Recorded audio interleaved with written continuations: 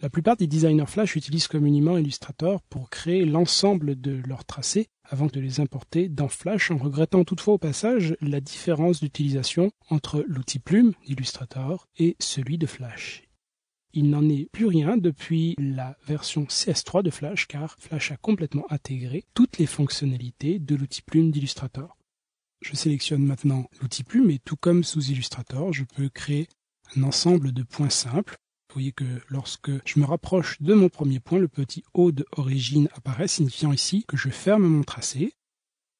Tout comme sous Illustrator également, je peux, en m'approchant d'un point, le supprimer, ou en me plaçant dans un segment qui ne possède pas de point, rajouter un élément.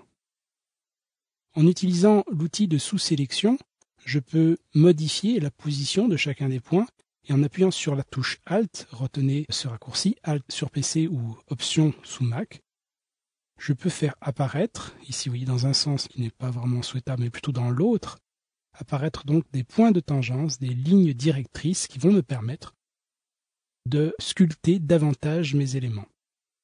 Vous voyez qu'elles se déplacent d'une façon commune si je n'affecte aucun raccourci, par contre toujours en appuyant sur la touche Alt ou Option, j'ai la possibilité de sculpter davantage mes points et ainsi de faire danser en quelque sorte mes doigts afin de modifier, de resculpter librement mes éléments. Toujours avec la touche Plume, j'ai également cette possibilité de resculpter mes éléments grâce à la fonction Alt. Vous voyez ici que je modifie tous mes points simples en points d'inflexion. Voilà. En 2 temps 3 mouvements, j'ai resculpté ma forme. Ici, elle n'a pas vraiment de résultat précis, mais vous voyez comme il est facile d'envisager ce nouvel outil Plume avec ses fonctionnalités complètes sous Flash.